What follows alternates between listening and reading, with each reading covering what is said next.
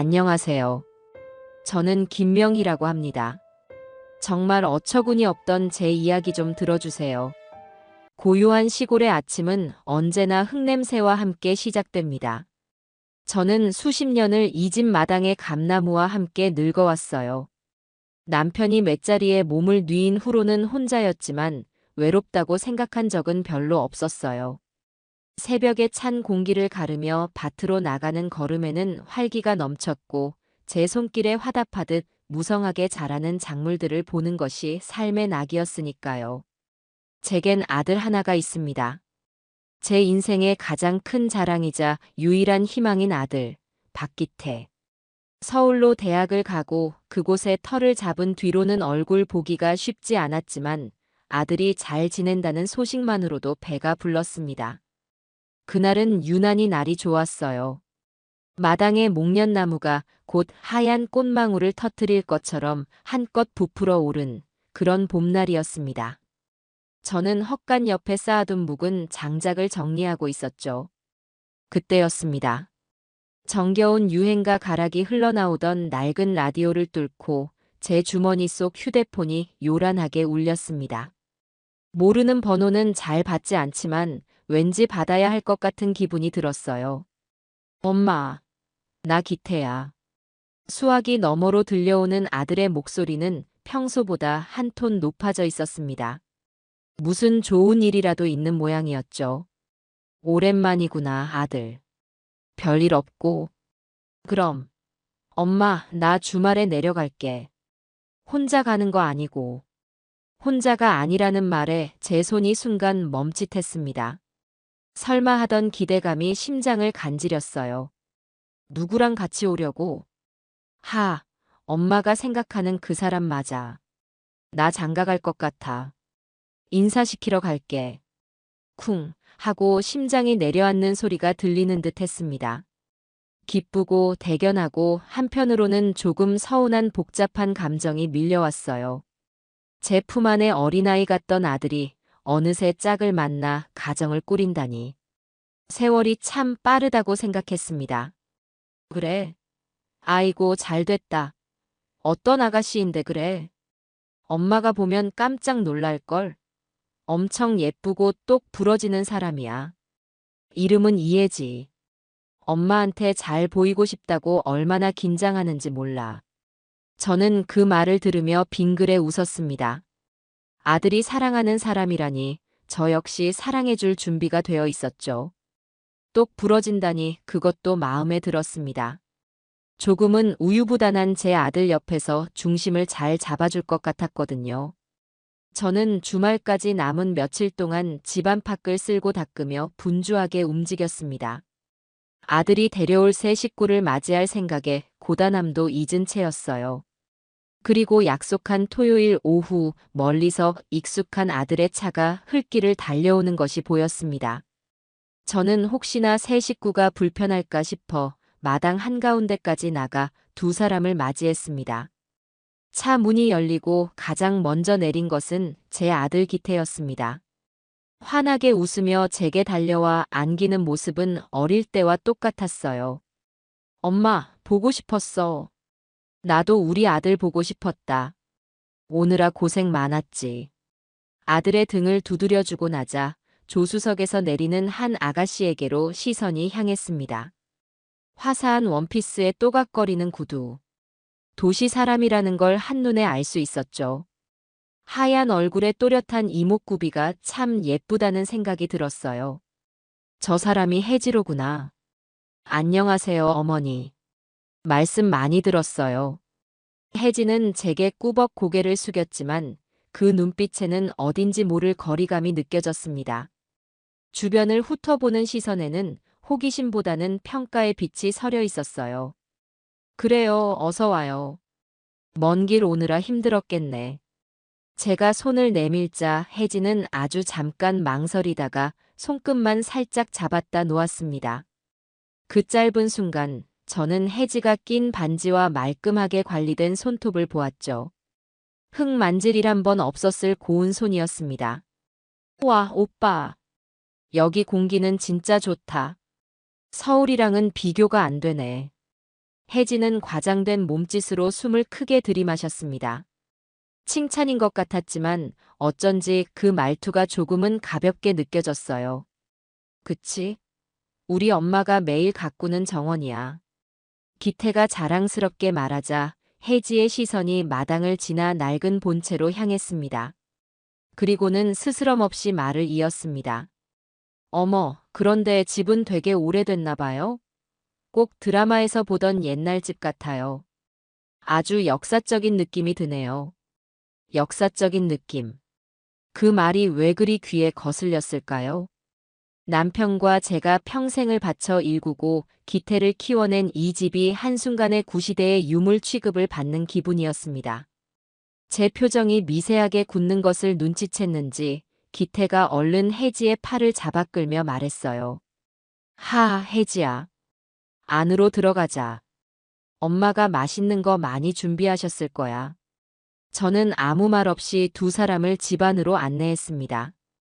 혜지는 집 안에 들어서서도 연신 두리번거리기 바빴어요. 반들반들하게 다른 마루, 손때 묻은 자개장, 벽에 걸린 낡은 흑백 사진까지. 그녀의 눈에는 그 모든 것이 신기하면서도 이해할 수 없는 풍경처럼 보이는 듯 했습니다. 자리에 앉자마자 저는 정성껏 준비한 음식들을 상에 올리기 시작했습니다. 직접 키운 닭을 푹 고아 만든 백숙, 텃밭에서 막 따온 채소로 무친 나물들, 그리고 작년에 담근 더덕죽까지. 도시에서는 맛보기 힘든 귀한 것들로만 상을 차렸어요. 아들 녀석이 좋아하는 음식들이기도 했고요. 우와, 엄마. 진수성찬이네. 혜지야, 많이 먹어. 우리 엄마 음식 솜씨가 보통이 아니야. 기태는 신이 나서 닭 다리를 뜯어 혜지의 앞접시에 놓아주었습니다. 하지만 혜지는 미간을 살짝 찌푸리며 젓가락으로 닭고기를 깨작거릴 뿐이었어요. 고마워, 오빠. 근데 나는 기름진 건 잘 안 먹어서. 그녀는 그렇게 말하며 나물 몇 가닥을 입에 가져갔다가 이내 젓가락을 내려놓았습니다. 그리고는 물컵만 만지작거렸죠. 왜 그러나 입에 안 맞아요? 제가 걱정스레 묻자 혜지는 어색하게 웃으며 답했습니다. 아니에요, 어머니. 맛있어요. 그런데 제가 원래 입이 좀 짧아서요. 그리고 이런 음식들은 좀처럼 먹어본 적이 없어서 그런지 속이 조금 부담스럽네요. 속이 부담스럽다는 말. 제가 몇 날 며칠을 공들여 준비한 음식이 그녀에게는 그런 취급을 받는다는 사실이 씁쓸했습니다. 분위기가 어색해지는 것을 막으려는 듯 혜지는 갑자기 다른 화제를 꺼냈어요. 어머니, 혹시 이 근처에 배달되는 곳이 있나요? 제가 갑자기 피자가 너무 먹고 싶어서요. 그 순간 상 위의 모든 음식이 차갑게 식어버리는 것 같았습니다. 아들인 기태조차 당황해서 얼굴이 붉어졌어요. 혜지야, 무슨 소리야? 여기까지 와서 무슨 피자야? 아니, 그냥 갑자기 생각나서 물어본 거야. 오빠는 뭘 그렇게 정색을 하고 그래? 혜지는 되레 기태를 타박하며 입을 삐죽였습니다. 저는 더 이상 아무 말도 할 수 없었어요. 그저 조용히 대답할 뿐이었죠. 여기는 읍내까지 나가지 않으면 아무것도 배달 오는 곳이 없어요. 제 대답에 혜지는 노골적으로 실망한 표정을 지으며 아, 그렇구나 하고 말끝을 흐렸습니다. 결국 그날 저녁 식사는 그렇게 어색하게 끝나고 말았습니다. 혜지는 거의 아무것도 먹지 않았고 기태는 제 눈치를 보며 밥을 우겨 넣었죠. 두 사람이 돌아갈 시간이 되었을 때 저는 미리 준비해둔 선물을 꺼냈습니다. 겨우내 한 코 한 코 정성껏 짠 캐시미어 목도리와 3년을 넘게 숙성시킨 복분자주였어요. 제 마음을 다 보여줄 수는 없어도 이 정성만큼은 알아주리라 믿었습니다. 변변치는 않지만 내 마음이에요. 날이 아직 쌀쌀하니 목도리는 하고 다니고 술은 기태랑 좋은 날 함께 마셔요. 하지만 제 기대를 비웃기라도 하듯 혜지는 선물을 받아들고는 시큰둥한 표정을 지었습니다. 어머니, 고맙습니다. 그런데 요즘 이런 목도리는 아무도 안 해요. 디자인이 너무 촌스럽네. 그리고 저는 이런 술은 잘 못 마셔요. 제 스타일이 아니라서요. 그녀의 말은 칼날이 되어 제 가슴에 박혔습니다. 스타일이 아니다. 제 정성과 마음이 한순간에 촌스럽고 불필요한 것이 되어버렸어요. 기태가 옆에서 혜지야, 그래도 어머니가 주신 건데. 라며 안절부절 못했지만 혜지는 들은 척도 하지 않았습니다. 그녀는 선물 꾸러미를 차 뒷좌석에 아무렇게나 던져 넣었어요. 그럼 저희 이제 그만 가볼게요, 어머니. 오늘 잘 대접해 주셔서 감사합니다. 인사는 깍듯했지만 그 안에는 어떤 진심도 담겨 있지 않았습니다. 저는 차가 멀어져 가는 것을 보며 대문간에 한참을 서 있었습니다. 마음이 너무 허해서 바로 집 안으로 들어갈 수가 없었어요. 그때였습니다. 닫아놓은 창문 틈으로 아직 멀리 가지 않은 차 안에서 들려오는 혜지의 목소리가 바람을 타고 제 귀에 날아와 박혔습니다. 와, 진짜 숨 막혀 죽는 줄 알았네. 오빠, 나 앞으로 명절마다 여기 와야 하는 거야? 상상만 해도 끔찍하다. 오빠네 집, 정말 상상 그 이상이야. 그 말을 듣는 순간 저는 온몸의 피가 차갑게 식는 것을 느꼈습니다. 아들의 행복을 빌었던 제 마음이, 새 식구를 맞이하려던 제 설렘이 산산조각 났어요. 저는 그 자리에 못 박힌 듯 서서 흙먼지를 일으키며 완전히 사라지는 차의 뒷모습을 바라보았습니다. 어두워지는 시골길 위로 제 마음속에도 짙은 그림자가 드리우고 있었습니다. 목련나무는 여전히 아름다웠지만 제 눈에는 더 이상 그 아름다움이 들어오지 않았습니다. 저것은 시작에 불과하다는 것을 저는 직감적으로 알 수 있었습니다. 그날 이후 제 마음에는 찬서리가 내렸습니다. 아들이 혜지라는 아가씨를 데리고 다녀간 후 제 일상은 이전과 같았지만 모든 것이 다르게 느껴졌어요. 밭에서 김을 매다가도 된장찌개를 끓이다가도 문득문득 혜지의 그 차가운 눈빛과 가시 돋친 말투가 떠올라 손을 멈추곤 했습니다. 숨 막혀 죽는 줄 알았다던 그 한마디는 지워지지 않는 낙인처럼 제 가슴에 찍혀버렸죠. 가장 마음이 아팠던 것은 제 아들 기태의 태도였습니다. 자신의 짝이 될 사람이 제 어미에게 보인 무례함을 바로잡기는커녕 그저 안절부절 못하며 상황을 피하기에만 급급했으니까요. 며칠 뒤 저는 기태에게 전화를 걸었습니다. 더 늦기 전에 아들과는 이야기를 해야 한다고 생각했어요. 신호음이 몇 번 울리고 나서야 아들이 전화를 받았습니다. 엄마, 웬일이야 이 시간에. 아니다. 그냥 목소리 듣고 싶어서 했다. 혜지 아가씨는 잘 들어갔고. 저는 일부러 혜지의 안부를 물었습니다. 아들이 어떻게 반응하는지 보고 싶었어요. 잠시 침묵이 흘렀습니다. 수화기 너머로 아들이 깊은 한숨을 쉬는 소리가 들려왔어요. 응, 잘 들어갔어. 저기 엄마. 그날 혜지가 좀 그랬지?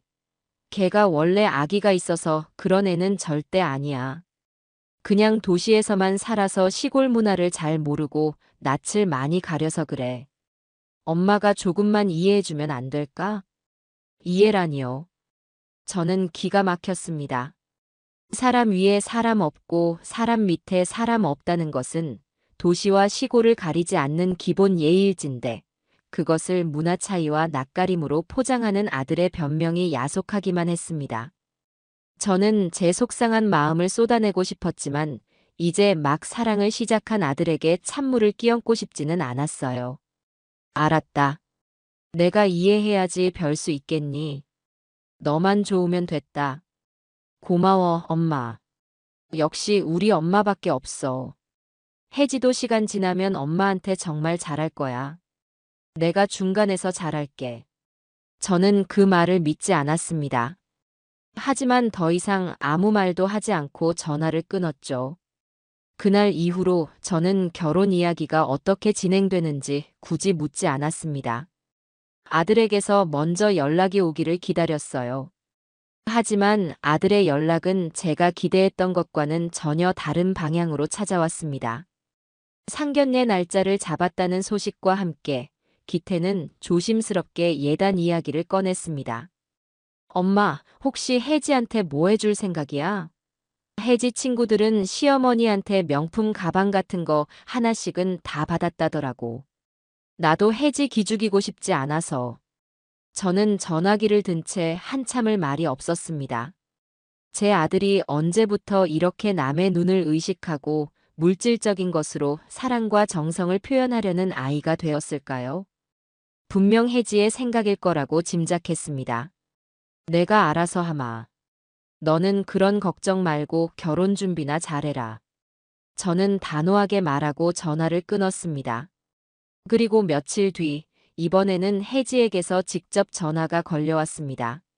어머니, 안녕하세요 하고 시작된 목소리는 지난번보다 훨씬 살가웠지만 그 안에 담긴 내용은 뻔했죠. 어머니, 기태 오빠 기 살려주고 싶은 제 마음 아시죠?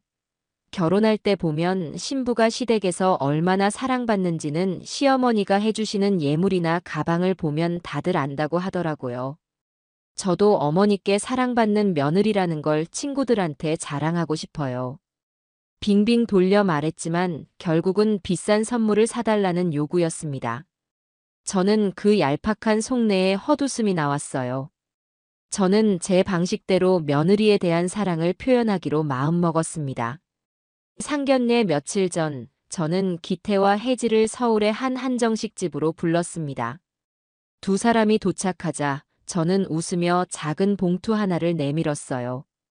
혜지야, 이거 받으렴. 내가 말한 가방은 아니지만 이게 너희 두 사람에게 더 의미 있는 선물이 될 것 같구나. 혜지의 얼굴에 스쳐가는 노골적인 실망감을 저는 놓치지 않았습니다.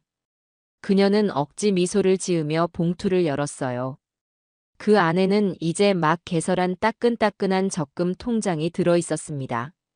제 아들 박기태의 이름으로 된 매달 100만 원씩 5년간 불입될 통장이었죠. 첫 회부는 이미 제 이름으로 입금되어 있었습니다. 어머니, 이게 뭐예요? 너희 두 사람의 미래를 위한 종잣돈이다. 명품 가방은 몇 번 들면 낡아지지만 이건 시간이 지날수록 너희의 든든한 버팀목이 되어줄 게다. 내 아들 앞길에 그리고 내 며느리가 될 사람의 새 출발에 보태는 내 성이다. 제 설명에도 혜지의 굳은 표정은 좀처럼 풀리지 않았습니다. 그녀는 통장을 가방에 아무렇게나 쑤셔 넣으며 말했어요. 네, 고맙습니다, 어머니. 정말 생각지도 못한 선물이네요. 그녀가 생각지도 못한이라는 단어에 힘을 주어 말하는 것을 똑똑히 들었습니다. 식사를 하는 내내 혜지는 거의 말이 없었고 분위기는 처음 시골집에서 밥을 먹던 그날처럼 싸늘하게 식어버렸습니다. 그리고 며칠 후 대망의 상견례 날이 밝았습니다. 장소는 혜지 측에서 정한 강남의 최고급 호텔 중식당이었습니다. 약속 시간에 맞춰 도착하니 화려하게 차려입은 혜지의 부모님과 혜지가 먼저 와서 앉아 있더군요. 저와 기태가 들어서자 혜지의 어머니 되는 분이 저를 위아래로 훑어보았습니다. 저는 오늘을 위해 큰 마음 먹고 맞춘 고운 한복을 차려입고 갔지만 그분 눈에는 한없이 초라해 보였던 모양입니다. 어머, 사부인 오셨어요. 말씀은 많이 들었습니다. 평생 농사만 지으셨다고. 그래서인지 참 곱고 순박해 보이시네요. 칭찬인 듯 했지만 순박하다는 말은 곧 세상 물정 모른다는 뜻으로 들렸습니다. 저는 그저 옅게 웃으며 자리에 앉았어요. 네, 안사돈. 반갑습니다. 귀한 따님을 저희 집 며느리로 주신다니 참으로 감사합니다. 제가 땅 파고 자식 키우느라 바빠서 다른 것은 잘 모릅니다. 제 말에 혜지 아버지가 끼어들었습니다. 그는 값비싼 시계를 보란듯이 매만지며 말했어요. 요즘 세상은 돈이 최고입니다, 사부인. 순박한 것만으로는 살기 힘든 세상이죠. 우리 혜지가 고생 안 하고 살아야 할 텐데 기태군이 잘해줄 거라고 믿습니다. 그 말은 곧 제 아들의 경제력을 떠보는 것이었고 동시에 제가 보태줄 것이 별로 없어 보인다는 무언의 압박이었습니다. 식사가 시작되고 음식은 화려했지만 제 입에는 모래알처럼 까끌거렸습니다. 혜지의 부모님은 내내 자신들의 해외여행 이야기, 새로 산 차 이야기, 강남의 집값 이야기만 늘어놓았습니다. 저는 그저 묵묵히 듣고만 있었죠. 제가 할 수 있는 이야기는 봄에 심을 씨앗 이야기나 올해 작황에 대한 걱정뿐이었으니까요. 사부인은 취미가 어떻게 되세요? 저희는 주말마다 골프 치러 다니는데 참 좋은 운동이에요. 사부인도 한번 배워보시죠. 혜지 어머니의 말에 저는 담담하게 대답했습니다. 저는 밭일이 취미고 운동입니다. 따로 시간 내서 할 필요가 없어요. 제 대답의 좌중에는 잠시 어색한 침묵이 흘렀습니다. 혜지는 제발 그런 촌스러운 대답 좀 하지 말라는 듯 저를 힐끗 쳐다보았죠. 상견례는 그렇게 서로가 사는 세상이 얼마나 다른지만 확인한 채 끝이 났습니다. 돌아오는 길에 기태는 제게 미안하다고 했지만 저는 아무 말도 하지 않았습니다. 이미 엎질러진 물이었고 아들은 제 아들이기 이전에 혜지의 남자가 되기로 선택한 후였으니까요. 결혼 준비는 일사천리로 진행되었습니다. 저는 결혼식 비용에 보태라며 기태에게 두둑한 현금 봉투를 안겨주었지만 혜지는 그것으로도 만족하지 못하는 눈치였습니다. 결혼식 날짜는 잡혔고 저는 아들의 가장 중요한 날을 축복하기 위해 모든 불쾌한 감정들을 가슴 깊숙이 묻어두기로 했습니다. 결혼식 당일 저는 새벽같이 일어나 목욕재개를 하고 가장 아끼던 비취 브로치를 단 한복을 꺼내 입었습니다. 하지만 화려하고 번잡한 예식장에 들어서는 순간부터 저는 이방인이 된 기분이었습니다. 혜지의 어머니는 마치 자신이 주인공인 양 머리부터 발끝까지 명품으로 치장하고 하객들을 맞이하고 있었어요. 그에 비해 저는 조용히 축의금을 받는 자리 한쪽을 지키고 서 있을 뿐이었습니다. 혜지는 웨딩드레스를 입으니 정말 인형처럼 예뻤습니다. 하지만 신부 대기실에 인사를 하러 간 저를 혜지는 마치 처음 보는 사람처럼 어색하게 대했어요. 어머니 와주셔서 감사해요. 그런데 한복 색깔이 조금 칙칙하신 것 같네요. 제 드레스랑은 잘 안 어울리는 것 같아요. 저는 할 말을 잃었습니다.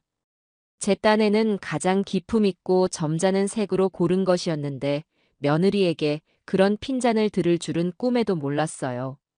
사진작가가 양가 어머니들을 모시고 사진을 찍으려 할 때도 혜지는 은근슬쩍 제 쪽을 피하며 자신의 어머니와 더 다정한 포즈를 취했습니다. 제 쪽 하객들이 와서 인사를 할 때면 혜지는 마지못해 고개를 까딱일 뿐 눈도 제대로 마주치지 않았어요. 그 오만하고 무례한 태도에 제 친척들마저 뒤에서 수군거리는 소리가 들려왔습니다. 새아가 인물이 훤하긴 한데 어째 너무 쌀쌀맞다.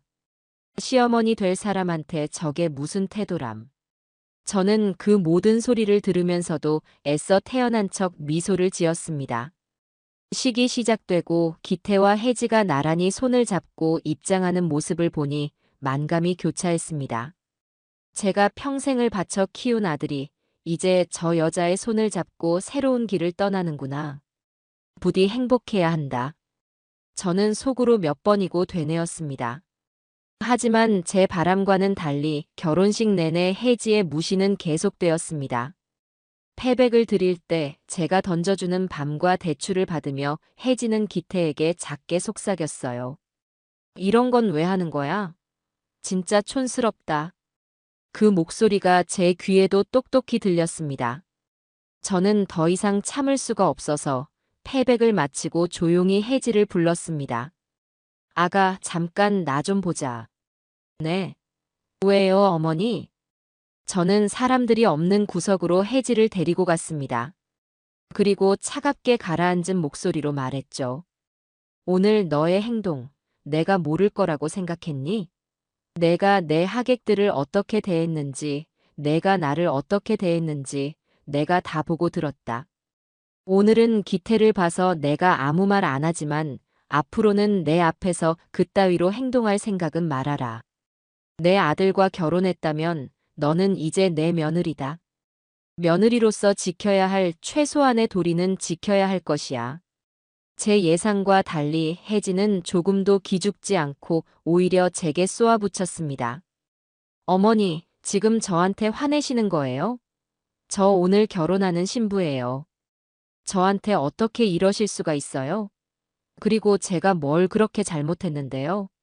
솔직히 어머니 쪽 손님들이랑 저희 쪽 손님들이랑 수준 차이가 나는 건 사실이잖아요.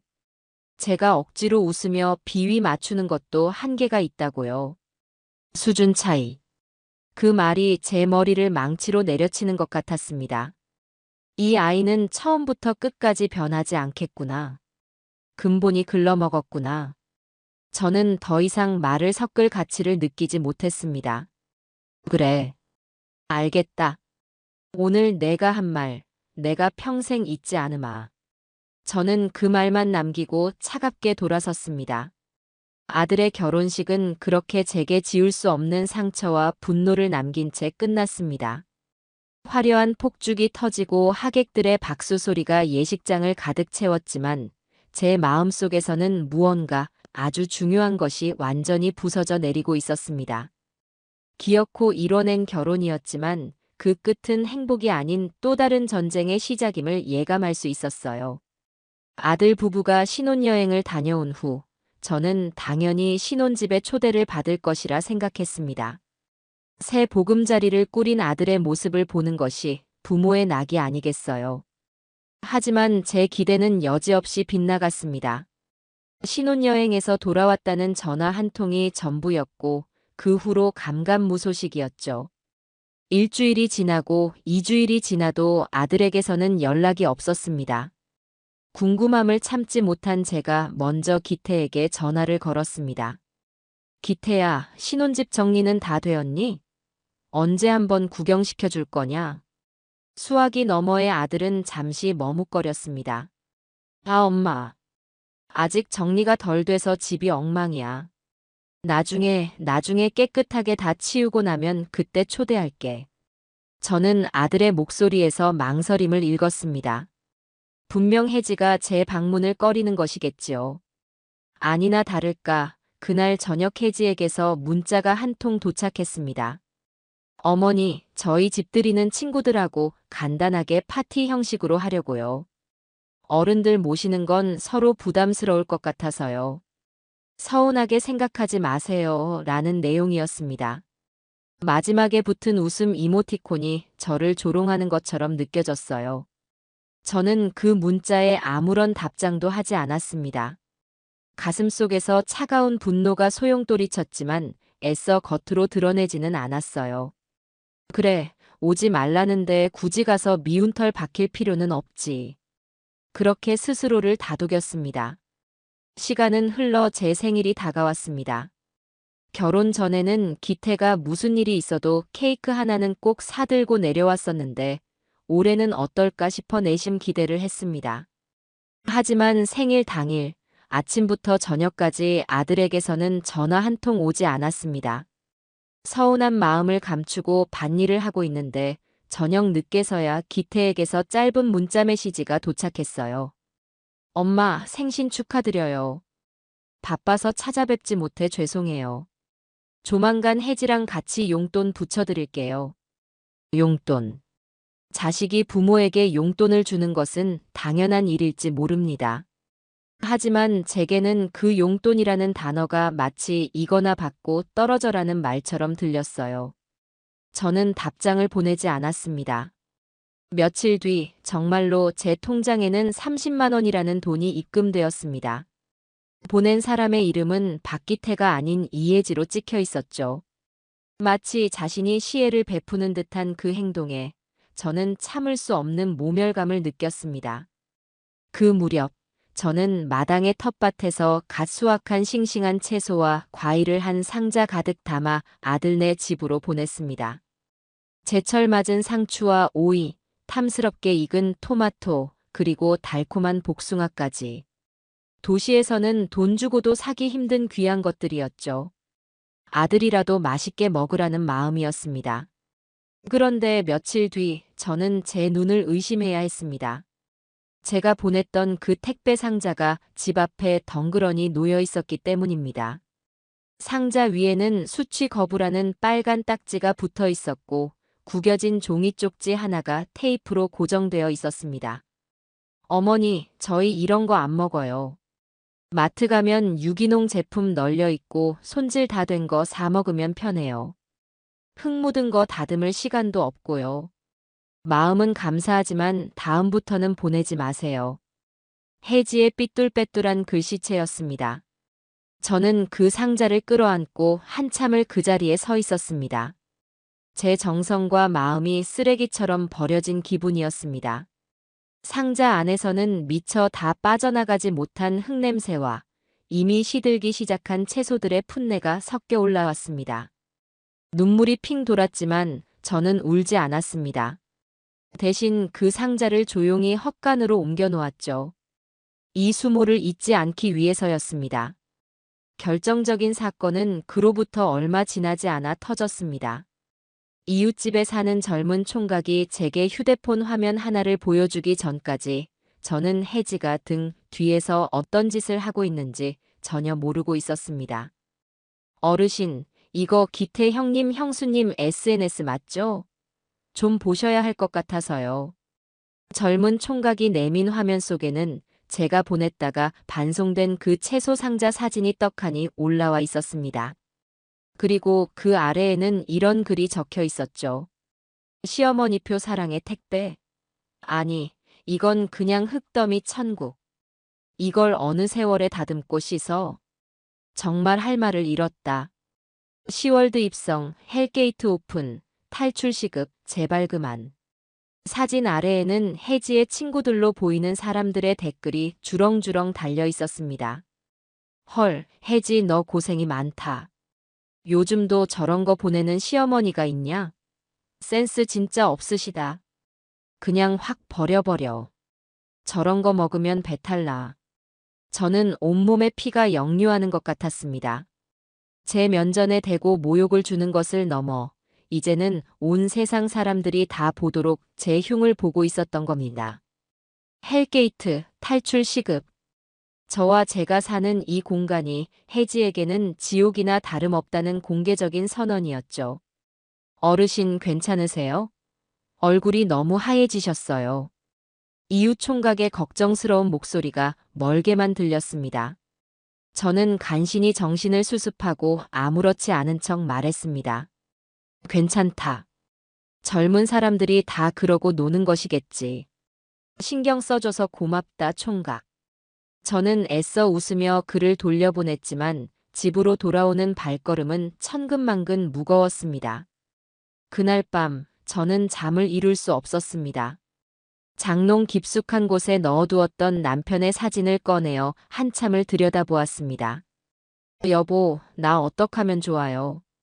당신이 애지중지하던 우리 기태가 저런 여자를 데려와서 내 속을 이렇게 긁어놓네요. 내가 어떻게 해야 이 모든 것을 바로잡을 수 있을까요? 사진 속 남편은 여전히 인자한 미소로 저를 바라보고 있을 뿐이었습니다.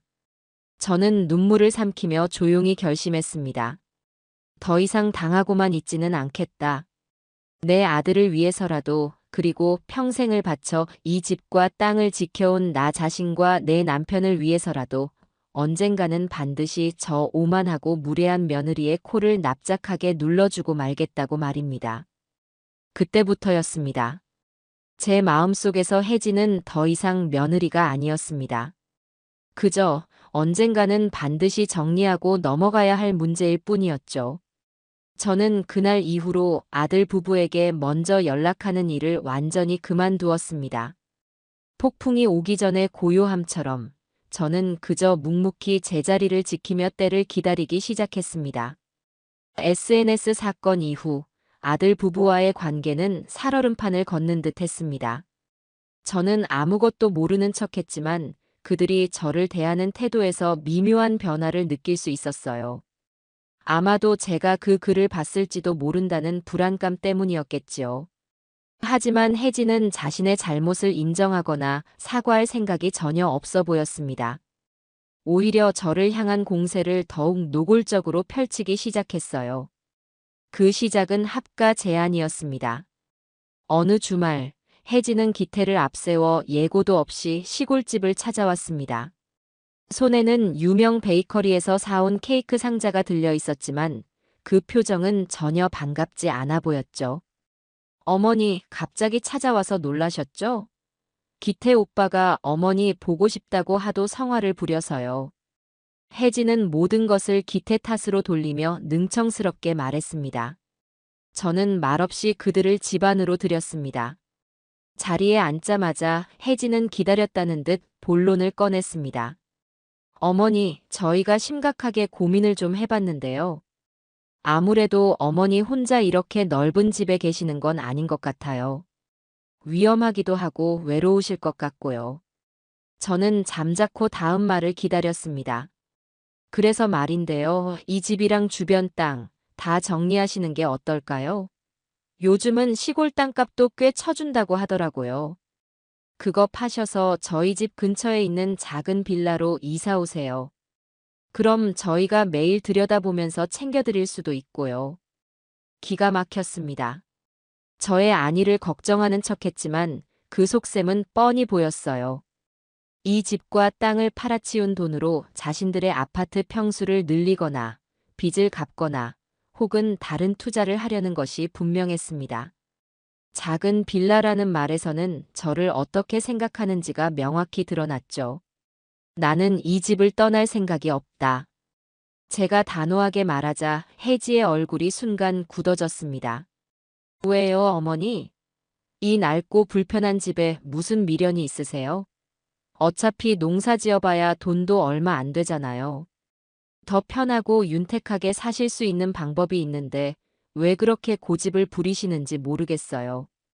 이 집은 돈으로 따질 수 있는 곳이 아니다. 내 남편과 나의 평생이 담겨 있고 우리 기태가 나고 자란 곳이다. 너는 절대로 이해하지 못할 게다. 제 말에 기태가 조심스럽게 끼어들었습니다. 엄마, 그래도 혜지 말 한번 들어봐. 우리도 다 엄마 걱정돼서 하는 소리잖아. 요즘 세상에 누가 이렇게 힘들게 살아. 우리랑 가까이 사는 게 엄마한테도 좋을 거야. 아들의 말은 제 가슴에 비수처럼 꽂혔습니다. 저를 걱정하는 것이 아니라 혜지의 욕심에 동조하여 저를 설득하러 온 것이 분명했어요.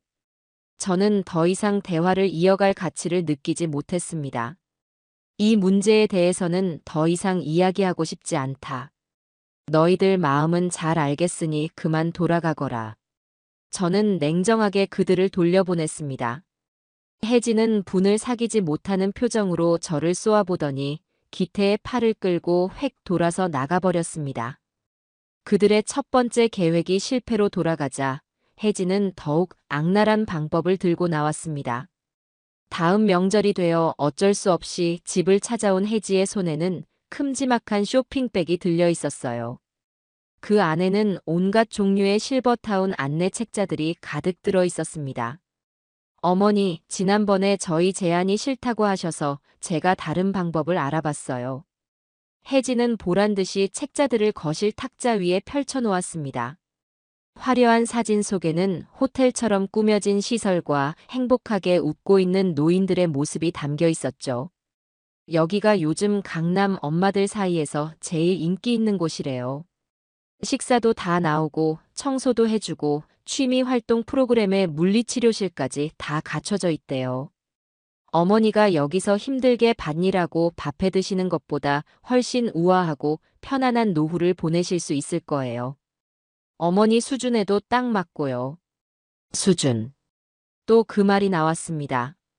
저를 귀찮고 무능한 늙은이, 그래서 돈만 내면 모든 것을 해결해주는 시설에 처분해버려야 할 짐짝으로 취급하는 것이 노골적으로 느껴졌습니다.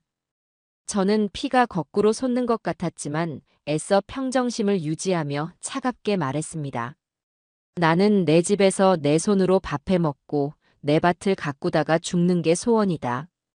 그런 호화로운 곳은 나랑 어울리지 않는구나. 어머니, 정말 왜 이렇게 답답하게 구세요? 혜진은 결국 참지 못하고 소리를 질렀습니다. 저희가 어머니 편하시라고 이렇게까지 방법을 찾아왔는데 왜 자꾸 고집만 부리세요? 도대체 이 쓸모없는 땅떼기 붙잡고 뭘 어쩌시겠다는 거예요. 쓸모없는 땅떼기. 혜지는 제 삶의 터전이자 제 모든 것인 이 땅을 그렇게 불렀습니다. 저는 이성을 잃기 직전이었습니다. 그때 저는 모든 갈등의 순간에 침묵하거나 혜지의 편을 들었던 제 아들에게로 고개를 돌렸습니다. 이번에야말로 아들의 진심을 확인해야 했습니다. 기태야. 제가 낮고 조용한 목소리로 부르자 기태는 움찔하며 저를 바라보았습니다. 너는 어떻게 생각하느냐? 너의 아내는 지금 내 어미를 집에서 내쫓으려다 실패하니 이제는 요양원에 보내려고 하는구나. 내가 아내에게 동조하여 나를 설득하러 왔던 것처럼 이번에도 저 말에 동의하는 것이냐? 제 질문은 단순한 물음이 아니었습니다. 어머니와 아내 사이에서 누구를 선택할 것인지에 대한 마지막 시험대였죠. 기태는 한참을 입술만 달싹이다가 결국 제 가슴에 대못을 박는 말을 내뱉고 말았습니다. 엄마 혜지가 말이 좀 거칠어서 그렇지 아주 틀린 말은 아니잖아요. 솔직히 엄마 혼자 계시는 거 저도 불안하고 걱정돼요. 저런 시설에 들어가 계시면 저희도 마음이 편할 것 같고요. 그 말을 듣는 순간 제 주변의 모든 소리가 아득하게 멀어졌습니다. 제 아들이, 제 전부였던 아들이 저를 완전히 버렸습니다.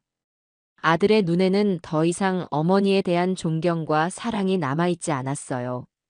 그저 아내의 등살에 못 이겨 귀찮은 늙은 어머니를 어떻게든 처리하고 싶어 하는 나약하고 이기적인 남자의 모습만 보일 뿐이었습니다. 저는 깊은 실망과 배신감에 몸을 떨었습니다.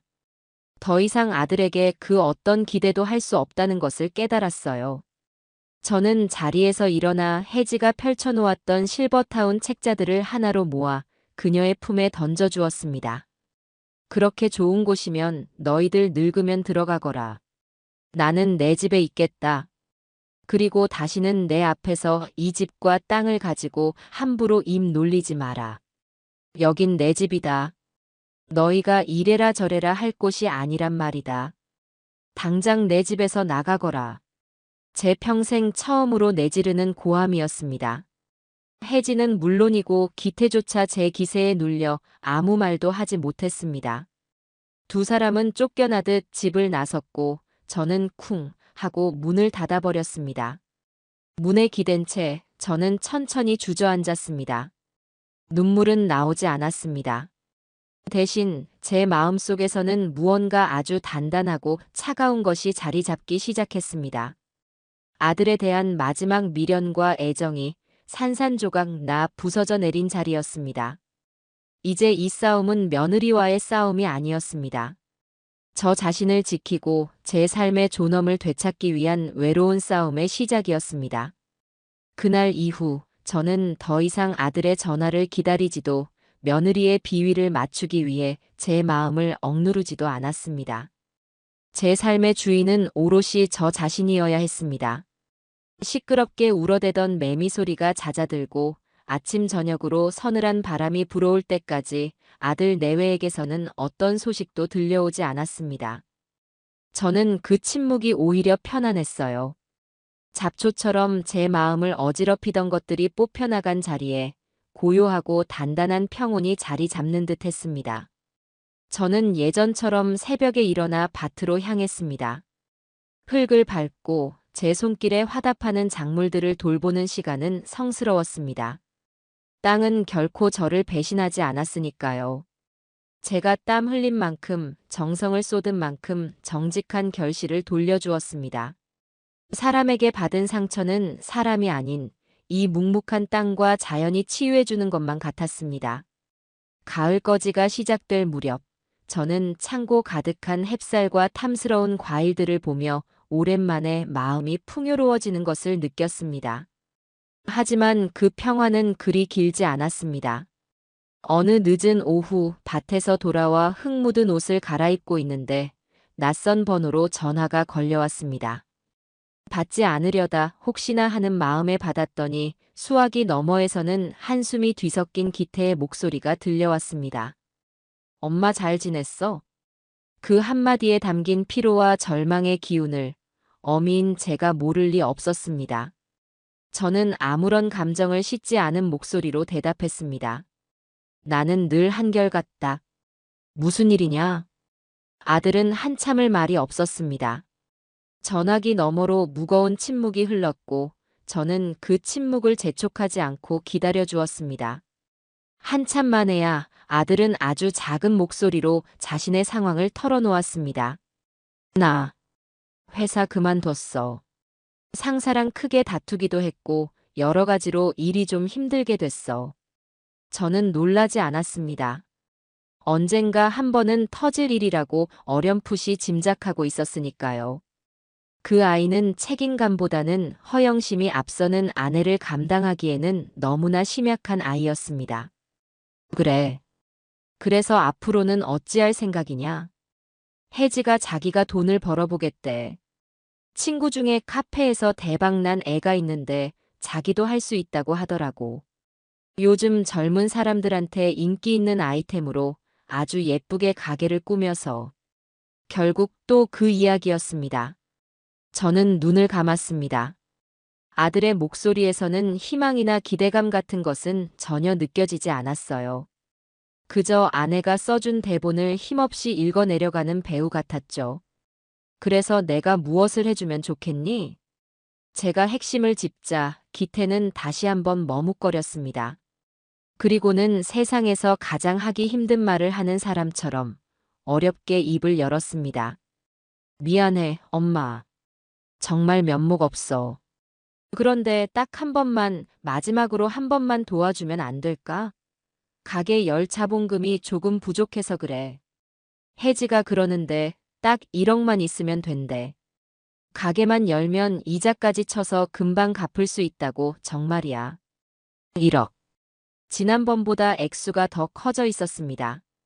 저는 실소했습니다. 아들의 목소리를 듣고 있자니 가엾은 마음보다는 한심하다는 생각이 먼저 들었습니다. 기태야, 너는 아직도 상황 파악이 안 되는구나. 내 아내는 나를 요양원에 보내려고 했고 내 아비 제사상에서 입에 담지 못할 말까지 했다. 그런 사람에게 내가 왜 내 피 같은 돈을 내주어야 하느냐. 그리고 나에게 그런 큰 돈이 어디 있느냐. 너도 잘 알지 않니? 엄마, 제발. 그때는 정말 혜지가 잘못했어. 내가 대신 사과할게. 100번이고 1000번이고 사과할게. 그런데 지금 나한테는 혜지밖에 없어. 혜지가 하자는 대로 안 하면 나랑 안 살겠다고 난리야. 엄마, 나 이혼당하게 생겼어. 제발 나 좀 살려줘. 아들은 거의 울먹이고 있었습니다. 하지만 저는 단호했습니다. 썩은 동아줄은 붙잡고 있는 것보다 끊어내는 것이 현명한 법입니다. 내 인생은 내가 책임지는 것이다. 내가 선택한 여자고 내가 망친 직장이다. 이 어미에게 더는 손 벌릴 생각 말아라. 나는 너에게 줄 돈이 단 한 푼도 없다. 이만 끊겠다. 저는 아들의 울음 섞인 애원을 뒤로 한 채 매정하게 전화를 끊었습니다. 가슴 한쪽이 아릿했지만 이 아픔을 견뎌내지 못하면 저와 아들 모두 더 깊은 수렁으로 빠질 것이 분명했습니다. 역시나 제 예상대로 며칠 뒤 혜지가 직접 저를 찾아왔습니다. 이번에는 혼자였습니다. 지난번처럼 연기를 위한 수수한 옷차림도 아니었어요. 머리부터 발끝까지 값비싼 옷과 장신구로 치장하고 마치 저를 심판하러 온 사람 같은 거만한 태도였습니다. 그녀는 대청마루에 서서 저를 노려보며 말했습니다. 어머니, 기태 오빠한테 얘기 다 들었어요. 어떻게 아들이 죽는 소리를 하는데 그렇게 매정하게 거절하실 수가 있어요? 어머니 정말 피도 눈물도 없으신 것 같아요. 내가 할 말은 그것뿐이냐? 저는 마루에 앉아 콩을 고르던 손을 멈추지 않은 채 덤덤하게 물었습니다. 제 태연한 태도에 혜지는 더욱 화가 난 듯 했습니다. 어머니가 뭔데 제 인생 계획에 이래라 저래라 하세요? 어머니는 평생 이 시골 구석에서 흙이나 파면서 사셨을지 몰라도 저는 그렇게 안 살 거예요. 저는 강남에 멋진 가게 차리고 사람들한테 주목받으면서 화려하게 살고 싶다고요. 그러니 그 화려한 인생을 위해 내 돈을 내놓으라는 말이냐? 못 줄 건 뭐예요? 어차피 어머니 혼자 그 돈 다 쓰지도 못하시잖아요. 늙으면 돈보다 자식이 최고라는데 그 돈 좀 써서 아들 부부기 좀 살려주면 어디가 덧나요?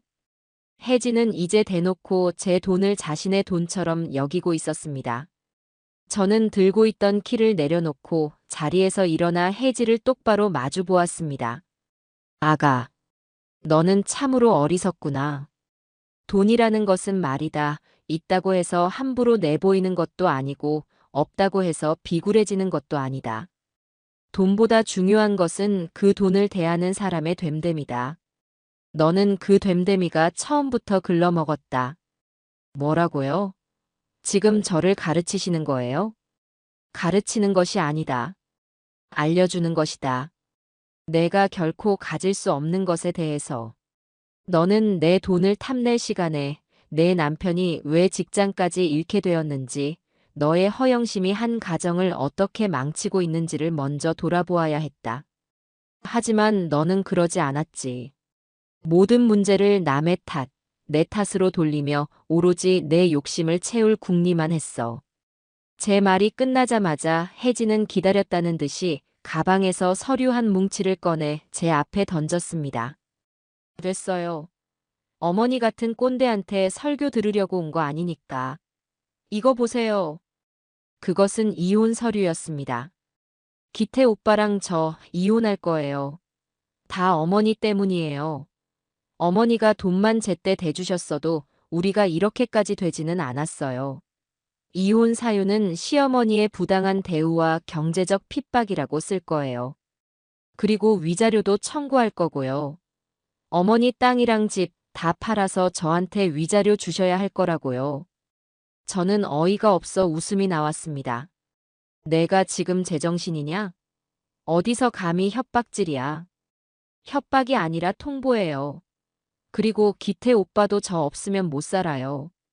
결국 어머니 혼자 외롭게 늙어 죽든가 아니면 재산 다 털어서 저희한테 주시든가 둘 중 하나를 선택해야 할 거예요. 혜진은 자신이 아주 유리한 고지를 점령했다고 생각하는 듯 의기양양한 표정이었습니다. 저는 그녀가 던진 이혼 서류를 집어들었습니다. 그리고는 아주 천천히 그녀가 보는 앞에서 갈기갈기 찢어버렸습니다. 어머니, 지금 뭐 하시는? 이혼을 하든 재혼을 하든 그건 너희 두 사람이 알아서 할 일이다. 하지만 감히 내 재산을 가지고 나를 협박할 생각은 말아라. 나는 너에게 줄 돈이 단 한 푼도 없다. 위자료? 꿈 깨거라.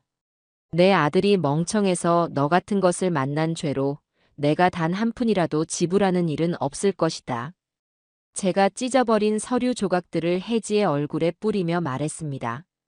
이제 그만 나가거라. 다시는 내 집 문턱을 넘을 생각도 말고 내 이름 석 자를 입에 올릴 생각도 말아라. 너와 나의 인연은 오늘 이 시간부로 완전히 끝이다. 혜진은 잠시 충격에 휩싸인 듯 멍하니 서 있다가 이내 분노로 얼굴이 시뻘개져서 소리를 질렀습니다. 좋아요. 이렇게 나오시겠다 이거죠? 후회하게 만들어 드릴게요. 어머니는 평생 그 쓸모없는 땅떼기나 끌어안고 사세요. 저는 어머니 도움 없이도 훨씬 더 잘 살 거니까. 두고 보세요. 혜진은 마지막 저주를 퍼붓고는 발소리를 쾅쾅 내며 밖으로 나가버렸습니다. 저는 바람에 흩날리는 찢어진 서류 조각들을 보며 차갑게 식어버린 제 마음을 확인했습니다. 그래, 어디 한번 해보자꾸나. 너의 그 잘난 능력이 얼마나 대단한지, 그리고 네가 그토록 무시하던 나와 이 땅이 어떤 결과를 가져오게 될지. 이혼 서류를 찢어 며느리를 내쫓은 그날 이후 저는 제 삶의 모든 소음으로부터 완벽하게 차단되었습니다. 아들에게서는 더 이상 전화가 오지 않았고 며느리는 말할 것도 없었죠. 저는 오롯이 저 자신과 제가 평생을 바쳐 일군 이 땅과 마주하는 시간을 가졌습니다. 사람들은 제가 외로울 것이라고 짐작했지만 저는 조금도 외롭지 않았습니다. 오히려 불필요한 감정 소모를 하지 않게 되자 정신은 더욱 맑아지고 몸은 가벼워지는 것을 느꼈어요. 그러던 어느 겨울, 시댁 쪽에 먼 친척 조카가 결혼을 한다는 소식이 들려왔습니다. 마음 같아서는 가고 싶지 않았지만 제가 집안의 가장 큰 어른으로서 체면을 지켜야 할 자리가 있었습니다. 저는 여러 날을 고민하다 결국 서울행 버스에 몸을 실었습니다. 그곳에서 그들을 마주치게 될 것을 예감하면서도 피할 수 없는 일이라면 정면으로 부딪히는 것이 낫다고 생각했습니다. 화려하고 번잡한 예식장 로비에 들어서자마자 저는 아들 내외와 마주쳤습니다. 이혼하겠다고 온갖 난리를 치더니 그들은 여전히 부부의 연을 이어가고 있는 모양이었습니다. 기태는 저를 보자마자 화들짝 놀라며 시선을 피했고 혜진은 잠시 당황하는 듯 하더니 이내 뻔뻔한 미소를 지으며 제게 다가왔습니다. 어머니, 여기까지 어쩐 일이세요? 오실 줄은 몰랐네요. 그 말투는 마치 제가 와서는 안 될 곳에 온 사람 취급하는 듯 했습니다. 저는 아무 대꾸도 하지 않고 조용히 다른 친척들이 모여 있는 곳으로 걸음을 옮겼습니다. 하지만 혜진은 집요하게 저를 따라다니며 다른 사람들 앞에서 교묘하게 저를 깎아내리기 시작했습니다. 동서, 저것 좀 봐요. 우리 시어머니세요. 제가 그렇게 서울로 모시겠다고 편하게 해드리겠다고 해도 고집부리면서 저렇게 시골에 혼자 사시는 거 있죠. 자식된 입장에서 마음이 너무 아파요. 혜진은 옆에 있던 조카 며느리의 팔을 붙잡고 마치 제가 불쌍한 노인이라도 되는 양 한숨을 푹 쉬었습니다. 조카 며느리가 뭣도 모르고 어머 형님. 어르신께서 연세도 있으신데 걱정되시겠어요. 하고 맞장구를 치자 혜진은 더욱 신이 나서 떠들었습니다. 걱정되는 수준이 아니에요. 저희가 생활비라도 넉넉히 드리려고 하면 그런 돈 필요 없다고 화부터 내세요. 평생 흙만 만지고 사셔서 그런지 돈을 어떻게 써야 하는지를 전혀 모르시는 것 같아요.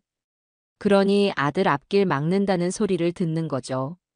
주변에 있던 친척들의 시선이 제게로 쏠리는 것이 느껴졌습니다. 혜진은 저를 자식 앞길 막는 고집불통 시어머니로 그리고 자신을 효심 깊지만 상처받은 며느리로 완벽하게 포장하고 있었습니다. 저는 그 가증스러운 연극을 잠자코 지켜보다가 제게 동정의 눈빛을 보내는 한 동서를 향해 나지막이 말했습니다. 동서, 자식은 부모의 등을 보고 자란다고 하지. 나는 내 아들을 제 손으로 땀 흘려번 돈의 귀함을 아는 사람으로 키웠다. 쉽게 얻은 돈은 쉽게 나가는 법이고 부모 유산만 바라보는 자식은 결국 제 발로 서지 못하고 주저앉게 되는 법이야. 나는 내 아들이 거렁뱅이가 되기를 바라지 않는다. 제 말에 주변은 순간 찬물을 끼얹은 듯 조용해졌습니다. 혜진은 얼굴이 시뻘개져서 저를 쏘아보았지만 여러 어른들 앞에서 차마 대들지는 못하고 입술만 깨물고 있었죠. 저는 그 모습을 보며 이 아이의 교활함이 제 상상을 초월한다는 것을 다시 한번 깨달았습니다. 결혼식이 끝나고 며칠 뒤 제게는 그 어떤 예고도 없이 제 평생의 인내심을 완전히 끊어버리는 사건이 찾아왔습니다. 그날은 바로 제 남편의 기일이었습니다. 저는 그 누구의 방해도 받지 않고 조용히 제사를 지내고 싶어 아들 내외에게 연락조차 하지 않았습니다. 그런데 밤늦게 문을 두드리는 소리가 들렸고 문을 열자 술에 취해 비틀거리는 기태와 그를 부축한 혜지가 서 있었습니다. 엄마, 아버지 뵙고 싶어서 왔어. 기태는 혀가 꼬인 채로 중얼거렸습니다. 혜지는 그런 기태를 경멸 어린 눈으로 쳐다보며 말했습니다. 어머니, 기태 씨가 하도 아버지 보고 싶다고 울고불고 해서 어쩔 수 없이 왔어요. 정말 못 말리죠? 저는 말없이 그들을 집 안으로 들였습니다. 제사상 앞에서도 혜지의 무례함은 계속되었습니다. 그녀는 냄새 난다며 코를 막았고 이런 건 다 미신이라며 투덜거렸습니다. 저는 애써 무시하며 제사를 진행했습니다. 기태가 술에 취해 엎드려 잠이 들고 제가 마지막으로 남편의 영정사진 앞에 술잔을 올리고 있을 때였습니다. 등 뒤에서 혜지가 비웃음 섞인 목소리로 혼잣말처럼 중얼거렸습니다. 가만 보면 아버님도 참 무능력하셨던 것 같아요. 쯧쯧. 그 순간 제 귀를 의심했습니다. 평생을 일해서 아내랑 아들한테 남겨준 게 고작 이 낡아빠진 집이랑 쓸모없는 땅떼기뿐이라니. 우리 아빠는 엄마한테 강남 아파트 사주고 나한테는 유학까지 보내주셨는데 남자는 역시 능력이 있어야 한다니까요. 저는 천천히, 아주 천천히 뒤를 돌아보았습니다. 제 온몸의 피가 차갑게 식어내리는 것 같았습니다. 제 남편. 평생을 저와 제 아들을 위해 굳은 일 마다치 않고 정직하게 땀 흘리며 살아온 사람. 이제는 이 세상에 없어 자신을 변호할 말 한마디 할 수 없는 내 남편을 저 천박하고 더러운 입으로 모욕하다니. 저는 제사상에 놓여있던 과도를 집어들었습니다. 너 지금 뭐라고 했냐? 제 목소리는 저 자신도 놀랄 만큼 낮고 서늘했습니다. 제 눈에 살기를 느꼈는지 혜지는 비명을 지르며 뒷걸음질 쳤습니다. 어머니.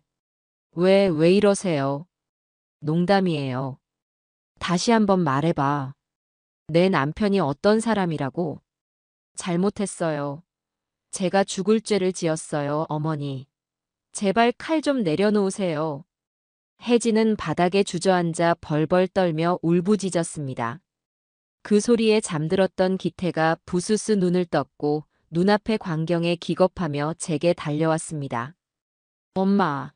엄마, 왜 이래? 정신 차려, 엄마.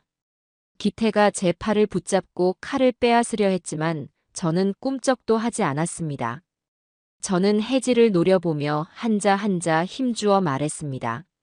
네가 오늘 한 말, 내가 죽어서도 잊지 않을 것이다. 그리고 너는 그 말의 대가를 반드시 치르게 될 것이다. 저는 칼을 바닥에 내동댕이 쳤습니다. 그리고는 기태에게 소리쳤습니다. 당장 저것을 데리고 내 집에서 내 남편 앞에서 썩 꺼져라. 다시 한번 내 눈에 띄면 그땐 정말 니년의 목숨을 끊어버릴지도 모른다. 기태는 하얗게 질린 얼굴로 울며불며 혜지를 부축해 밖으로 끌고 나갔습니다. 집 밖으로 혜지의 공포에 질린 울음소리가 멀어져 갔습니다. 저는 텅 빈 제사상 앞에 무너지듯 주저앉았습니다. 눈물조차 나오지 않았습니다. 대신 제 마음속에서는 무언가 아주 단단하고 무섭고 차가운 것이 솟아오르고 있었습니다. 복수심이었습니다. 그날 이후 저는 완전히 다른 사람이 되었습니다. 며칠 뒤 혜지에게서 전화가 걸려왔습니다. 사과가 아니었습니다. 마지막 발악이었죠. 어머니, 저 혜지예요. 저 정말 이대로는 못 살겠어요. 마지막으로 묻는 거예요. 당장 땅 팔아서 돈 내놓으세요. 안 그러면 저 진짜 무슨 짓을 할지 몰라요. 경찰에 신고할 수도 있다고요. 시어머니가 칼 들고 난동 피웠다고. 협박이었습니다. 하지만 그 어떤 협박도 더는 제게 통하지 않았습니다. 오히려 저는 그 전화를 기다렸다는 듯이 차분하고 냉정한 목소리로 대답했습니다. 그래. 네 말이 맞다. 이제 모든 것을 끝내야 할 때가 왔구나. 네. 뭐라고요? 돈 주시겠다는 거예요? 혜지의 목소리가 당황과 기대로 떨렸습니다. 내일 아침 일찍 기태와 함께 이 집으로 오너라. 너희에게 줄 것을 주겠다. 이것이 정말 너와 나 사이의 모든 것을 정리하는 마지막이 될 것이다. 전화를 끊는 제 입가에는 저도 모르는 차가운 미소가 걸려 있었습니다. 길고 지루했던 싸움의 끝. 이제는 심판의 시간이었습니다. 제가 그들에게 줄 것은 돈이 아니라 평생을 후회하며 곱씹게 될 진실과 절망이었습니다. 결전의 날 아침이 밝았습니다. 저는 밤새 한숨도 자지 못했지만 이상할 정도로 몸과 마음이 가벼웠습니다. 마치 오랫동안 저를 짓누르던 무거운 갑옷을 벗어 던진 기분이었죠. 저는 동이 트기도 전에 일어나 가장 먼저 우물가로 가 찬물에 세수를 했습니다.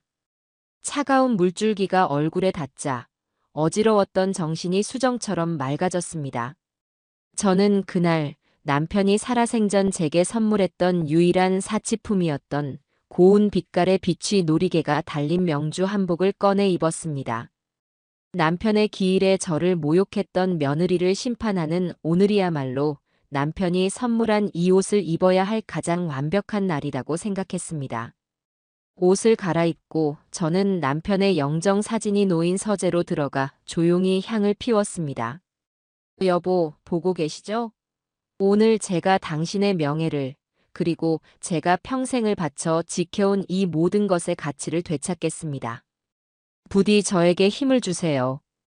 향 연기가 피어오르는 것을 보며 마음을 다잡고 저는 대청마루에 나와 앉았습니다. 따스한 아침 햇살이 마루를 비추고 멀리서 들려오는 새소리가 평화로웠습니다.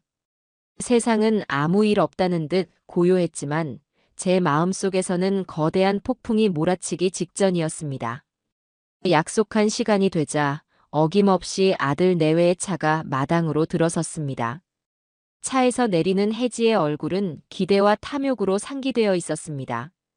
그녀는 제가 드디어 항복했다고 자신의 끈질긴 승리라고 확신하는 듯 보였어요. 그 옆에서 내리는 기태는 여전히 고개를 들지 못하는 죄인의 모습 그대로였습니다. 저는 그들이 대청마루에 올라와 제 앞에 앉을 때까지 아무 말도 아무런 움직임도 보이지 않았습니다.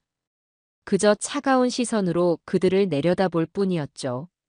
자리에 앉자마자 혜지는 참지 못하고 입을 열었습니다. 어머니, 저희 왔어요. 그래서 어떻게 하시기로 결정하셨어요? 땅은 바로 내놓으실 거죠? 계약금은 얼마나? 입 다물거라. 제가 얼음처럼 차가운 목소리로 말하자 혜지는 순간 말을 멈추고 저를 쳐다봤습니다. 제 눈빛과 분위기가 평소와는 완전히 다르다는 것을 그제야 감지한 모양이었습니다. 그녀의 얼굴에서 경박한 미소가 천천히 거쳤습니다. 너희에게 줄 것을 준다고 했지. 따라오너라. 저는 자리에서 일어나 남편의 서재로 그들을 이끌었습니다. 혜지와 기태는 어리둥절한 표정으로 제 뒤를 따랐습니다. 저는 서재 한쪽에 먼지를 뒤집어 쓴 채 놓여있던 육중한 오동나무 괴짝을 가리켰습니다. 열어보거라. 혜지는 잠시 망설이다가 그 안에 돈이라도 들어있을지 모른다는 기대감에 괴짝으로 다가갔습니다. 삐걱거리는 소리와 함께 괴짝 뚜껑이 열리자 그 안을 들여다본 혜지의 얼굴에 실망감이 스쳐 지나갔습니다. 그 안에는 돈다발이 아닌 누렇게 바래고 해진 낡은 서류 뭉치들만 가득했기 때문입니다. 이게 뭐예요? 내가 너희에게 줄 것이다. 네가 그토록 무시하고 쓸모없는 땅떼기라고 비웃었던 것들의 진짜 역사다. 저는 괴짝에서 가장 오래된 비단 보자기에 쌓인 서류 뭉치를 꺼내 들었습니다. 그리고는 먼지를 털어내고 그들의 앞에 하나씩 펼쳐놓기 시작했습니다. 이것은 너희 증조부님께서 일제강점기 시절 일본 순사들의 눈을 피해 지켜낸 이 집의 집문서다. 그리고 이것은 너희 할아버님께서 6.25 전쟁통에 목숨을 걸고 지켜낸 이 일대의 땅 문서들이지. 저는 이어서 남편이 평생에 걸쳐 사들인 인근의 밭과 논, 그리고 임야의 문서들을 차례대로 보여주었습니다. 문서가 하나씩 펼쳐질 때마다 혜지의 표정은 시큰둥함에서 의아함으로, 그리고 점차 경악으로 변해갔습니다. 그녀가 상상했던 것보다 훨씬 더 많은 땅이 저희 집안의 소유였기 때문입니다. 그리고 저는 괴짝 가장 깊숙한 곳에서 다른 서류들과는 달리 아주 잘 보관된 2개의 두꺼운 서류철을 꺼냈습니다. 이것이 바로 오늘 내가 너희에게 보여주고자 하는 것이다. 저는 그중 하나를 펼쳤습니다. 그 안에는 이 지역 일대의 상세한 지도와 함께 수십 장의 공문서와 등기부등본이 들어 있었습니다. 네 시아버지는 선견지명이 있는 분이었다. 평생을 농사꾼으로 사셨지만 세상의 흐름을 읽는 눈은 그 누구보다 밝으셨지. 그래서 수십 년 전부터 앞으로 세상이 어떻게 변할지를 내다보고 쓸모없어 보이는 땅들을 헐값에 사들이셨다. 저 건너편 갈대밭, 그리고 읍내로 나가는 길목의 야산까지. 사람들은 모두 네 시아버지를 어리석다고 비웃었지만 나는 남편을 믿었다. 저는 다음 서류철을 펼쳐 그들의 앞에 밀어놓았습니다. 그 서류철의 표지에는 수도권 신도시 개발 계획 최종고시라는 글자가 선명하게 박혀 있었습니다.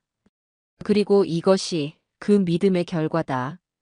서류철 안에는 이 지역 일대가 거대한 신도시로 개발된다는 내용의 공문과 함께 유명 건설사의 로고가 박힌 개발 조감도가 들어 있었습니다.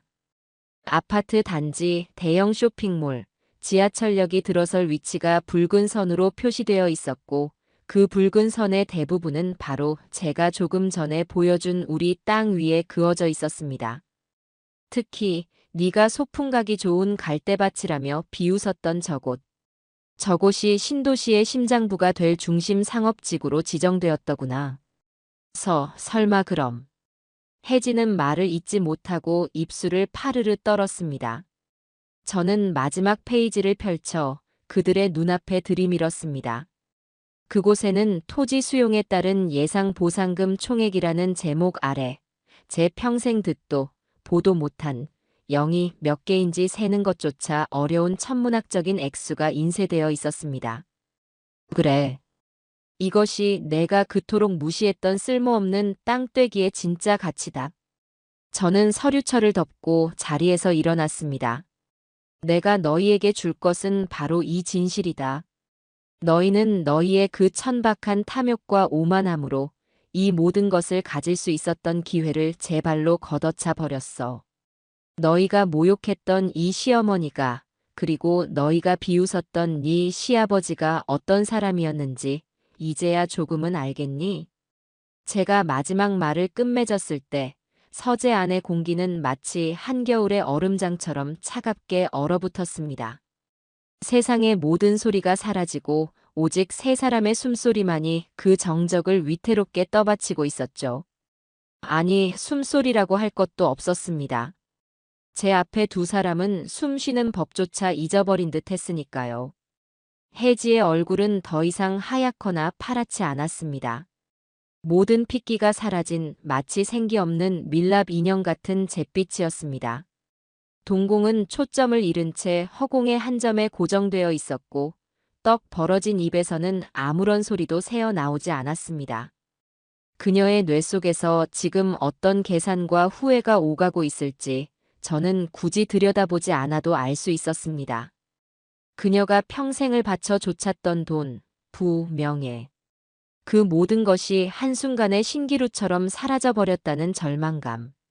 그리고 그 모든 것을 걷어차 버린 장본인이 바로 자기 자신이라는 뼈아픈 깨달음이 그녀를 산채로 집어삼키고 있는 것이겠지요. 그 옆에 있는 제 아들 기태는 마치 거대한 망치로 뒤통수를 얻어맞은 사람처럼 멍하니 바닥만 내려다보고 있었습니다. 그의 어깨는 금방이라도 무너져 내릴 것처럼 가늘게 떨리고 있었어요. 어쩌면 기태는 돈의 액수보다 더 큰 충격에 빠져 있을지도 모릅니다. 자신이 그토록 무시하고 아내의 탐욕에 동조하여 등지려고 했던 어머니가 사실은 돌아가신 아버님의 유지를 받들어 이 모든 것을 묵묵히 지켜내고 있었다는 진실. 그리고 자신은 그 위대한 역사를 이해하기는커녕 어리석은 아내의 편에 서서 어머니의 가슴에 대못을 박았다는 죄책감이 그의 영혼을 짓누르고 있는 것이겠지요. 저는 잠시 그들의 무너진 모습을 지켜보았습니다. 동정심은 들지 않았어요. 이것은 그들이 스스로 자초한 결과였으니까요. 저는 천천히 허리를 숙여 그들의 눈앞에 펼쳐져 있던 서류들을 다시 거두기 시작했습니다. 한 장 한 장. 제 손길에는 수십 년의 세월을 견뎌온 이 땅에 대한 경외심과 이것을 지켜내신 시아버지와 남편에 대한 감사함이 담겨 있었습니다. 제가 마지막 서류를 괴짝에 넣고 묵직한 뚜껑을 닫는 순간 드디어 혜지에 얼어붙었던 시간이 움직이기 시작했습니다. 아니야. 그녀는 고장난 기계처럼 의미 없는 소리를 내뱉었습니다. 이건 거짓말이야. 그렇죠, 어머니. 저희를 시험하시려고 일부러 이런 걸 꾸미신 거죠? 네. 혜지는 정신 나간 사람처럼 웃으며 제게 매달리려 했습니다. 하지만 저는 차갑게 그녀의 손을 뿌리쳤습니다. 제 손길이 닿자 혜지는 마치 현실을 부정이라도 하려는 듯 고개를 격하게 저으며 중얼거렸습니다. 그래, 이건 꿈이야. 내가 지금 아주 나쁜 꿈을 꾸고 있는 거야. 그럴 리가 없어. 저런 쓸모없는 시골 땅이 저런 돈이 될 리가 없어. 하지만 서류에 선명하게 찍혀 있던 군청의 직인과 이름만 대면 누구나 아는 대형 건설사의 로고가 그녀의 마지막 현실 부정마저 허락하지 않았습니다. 마침내 모든 것을 깨달은 혜지는 갑자기 짐승 같은 비명을 내지르며 바닥에 주저앉았습니다. 그리고는 제 평생 처음 보는 가장 추하고 비굴한 모습을 보이기 시작했습니다. 혜지는 무릎으로 기어 제게 다가왔습니다. 그리고는 제 한복 자락을 붙잡고 머리를 조아리기 시작했습니다. 어머니, 제가 정말 죽을 죄를 지었습니다. 그녀는 이마가 바닥에 닿을 정도로 머리를 찌으며 울부짖었습니다. 제가 눈이 멀었습니다. 돈에 눈이 멀어서 세상에서 가장 귀한 분을 제 눈앞에 두고도 알아보지 못했습니다. 이 미련하고 천박한 것을 제발 용서해 주십시오, 어머니. 눈물 콧물이 범벅이 된 얼굴로 그녀는 제 신발에라도 입을 맞출 기세였습니다. 제가 앞으로 진짜 잘할게요. 세상에서 제일 가는 효녀 며느리가 될게요. 매일 아침 저녁으로 무난 인사드리고 어머니 좋아하시는 음식, 좋아하시는 옷, 전부 다 제 손으로 해다 바치겠습니다. 제발 저를 며느리로 다시 거두어 주세요. 네, 어머니. 저는 그 추악한 광경을 싸늘하게 내려다보았습니다. 그녀의 사과에는 진심이 단 한 톨도 섞여 있지 않았습니다.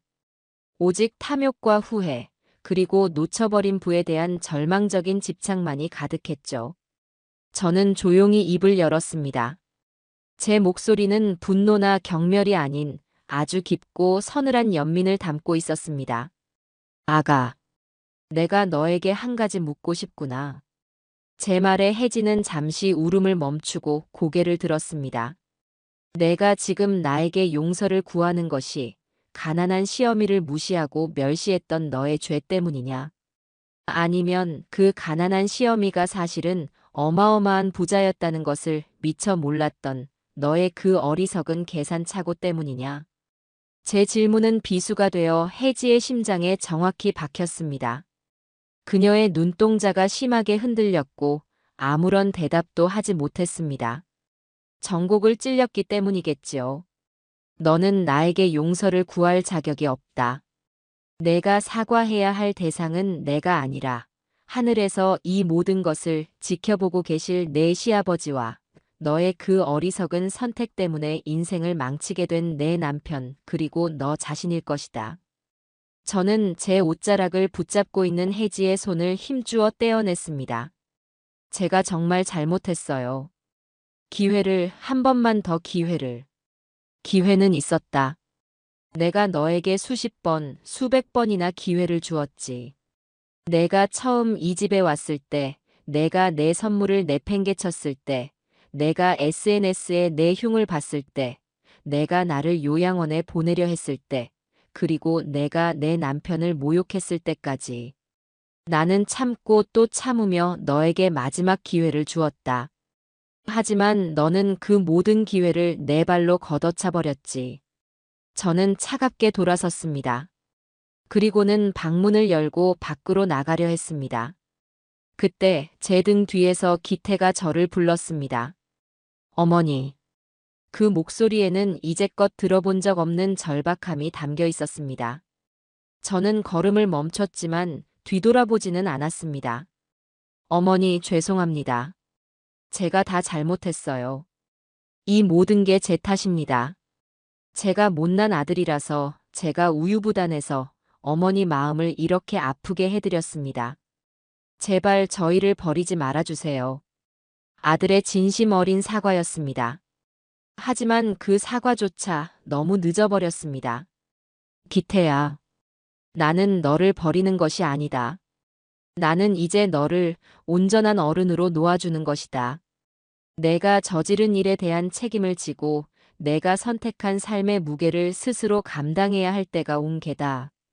저는 그 말을 남기고 서재의 문을 닫았습니다. 문 하나를 사이에 두고 한쪽에서는 절망적인 통곡 소리가, 다른 한쪽에서는 싸늘한 침묵이 흘렀습니다. 저는 대청마루에 우두커니 서서 멀리 가을 거지가 끝난 텅 빈 들판을 바라보았습니다. 모든 것이 끝났습니다. 이제 저들에게 남은 것은 평생을 후회와 자책 속에서 살아가야 하는 기나긴 시간뿐이었습니다. 그것이 제가 저들의 탐욕에 내리는 가장 가혹하고도 완벽한 심판이었습니다. 저는 아무 말 없이 부엌으로 가 솥에 물을 끓였습니다. 그리고는 제가 가장 아끼는 찻잔에 향기로운 국화차를 우려냈죠. 따뜻한 찻잔을 들고 툇마루에 앉아 있으니 소란스러웠던 마음이 차분하게 가라앉는 것 같았습니다. 얼마나 시간이 흘렀을까요? 마침내 서재 문이 열리고 혜지와 기태가 넋이 나간 얼굴로 걸어 나왔습니다. 혜지는 눈물 콧물로 범벅이 된 얼굴이었고 두 다리에 힘이 풀렸는지 기태에게 간신히 몸을 기댄 채였습니다. 그들은 제 앞에까지 와서 또다시 무릎을 꿇으려고 했습니다. 그만하거라. 제가 조용히 말하자 두 사람은 그 자리에 멈춰 섰습니다. 더 이상 내 앞에서 그런 가증스러운 모습 보이지 마라. 나는 너희에게 모든 것을 보여주었고 내 할 말도 끝났다. 이제 그만 이 집에서 나가거라. 어머니 제발. 저희가 나가면 어디로 가라고. 기태가 애원했지만 저는 눈 하나 깜짝하지 않았습니다. 그것은 너희가 알아서 할 일이다. 이 집은 더 이상 너희가 머물 곳이 아니다. 결국 두 사람은 쫓겨나듯 제 집을 나섰습니다. 멀어져가는 아들의 차를 보며 저는 아주 길고 깊은 한숨을 내쉬었습니다. 이제 정말 모든 것이 끝났다는 안도감과 제 손으로 아들을 내친 것만 같은 씁쓸함이 교차했습니다. 하지만 저는 후회하지 않았습니다. 이것이 저와 제 아들 모두를 위한 최선의 선택이었으니까요. 그날 이후 저에게는 새로운 전쟁이 시작되었습니다. 이번에는 혜지의 집요한 구애 작전이었습니다. 그녀는 자신이 저지른 죄를 사죄한다는 명목으로 매일같이 제 집을 찾아오기 시작했습니다. 첫날에는 최고급 한우 세트와 값비싼 과일 바구니를 들고 왔습니다. 저는 문도 열어주지 않고 인터폰으로 가지고 돌아가거라. 내가 보낸 것은 독이나 마찬가지니. 라고 말하고 끊어버렸습니다. 혜지는 문 앞에서 한참을 울다 돌아갔고 그녀가 놓고 간 선물들은 다음 날 아침 택배를 통해 착불로 반송되었습니다. 다음 날에는 유명 백화점에서 사온 고가의 옷과 핸드백을 들고 왔습니다. 제가 또다시 문을 열어주지 않자 그녀는 대문 앞에 선물들을 내려놓고 갔습니다. 저는 그 선물들을 보자기에 싸서 그날 저녁 동네 고물상에 그대로 팔아버렸습니다. 그리고 그 돈으로 마을 회관에 떡과 과일을 돌렸죠. 혜지의 공세는 날마다 계속되었습니다. 고급 건강식품, 최신형 안마의자, 심지어는 현금 다발이 든 봉투까지. 하지만 저는 그 어떤 것에도 마음을 열지 않았습니다. 모든 선물은 반송되거나 다른 사람들에게 나누어졌습니다. 그녀의 행동은 진심 어린 사과가 아니라 놓쳐버린 부를 되찾기 위한 처절한 투자라는 것을 잘 알고 있었기 때문입니다. 전화와 문자 메시지도 쉴 새 없이 쏟아졌습니다. 어머니, 오늘 날씨가 쌀쌀하네요. 감기 조심하세요. 사랑해요. 어머니, 제가 어머님 좋아하시는 팥죽을 끓여봤는데 댁 앞으로 가져다 놓아도 될까요? 어머니, 제발 제 목소리 한 번만 들어주세요. 제가 정말 잘못했어요. 저는 그 모든 연락을 무시했습니다. 그녀의 위선적인 문자를 볼 때마다 제 남편을 모욕하던 그날의 기억이 떠올라 치가 떨렸습니다. 그러던 어느 날 기태에게서 전화가 걸려왔습니다. 혜지의 번호가 아닌 아들의 번호였습니다. 저는 잠시 망설이다 전화를 받았습니다. 어머니, 저 기태예요. 아들의 목소리는 완전히 잠겨 있었습니다. 저는 아무 말 없이 다음 말을 기다렸습니다. 드릴 말씀이 있어서 잠깐 찾아뵈어도 될까요? 저 혼자 갈게요. 저는 허락했습니다. 아들과는 언젠가 한 번은 마주 앉아 이야기를 해야 한다고 생각했기 때문입니다. 다음 날 약속한 시간에 기태가 혼자 집으로 찾아왔습니다. 며칠 사이에 얼굴이 반쪽이 되어 있었고 눈은 퀭했습니다. 아들은 제 앞에 서자마자 아무 말 없이 무릎을 꿇었습니다. 그리고는 아주 오랫동안 소리 없이 눈물만 흘렸습니다. 혜지의 가짜 눈물과는 다른 뼈저린 후회와 죄책감이 담긴 눈물이었습니다. 한참 만에야 기태는 흐느끼며 입을 열었습니다. 어머니, 죄송합니다. 제가 아들로서, 남편으로서, 한 인간으로서 모든 면에서 자격이 없는 놈이었습니다. 저는 말없이 아들의 어깨를 내려다보았습니다. 어머니께서 혜지 때문에 속상해하실 때 저는 어머니 편에 써드리지 못했습니다.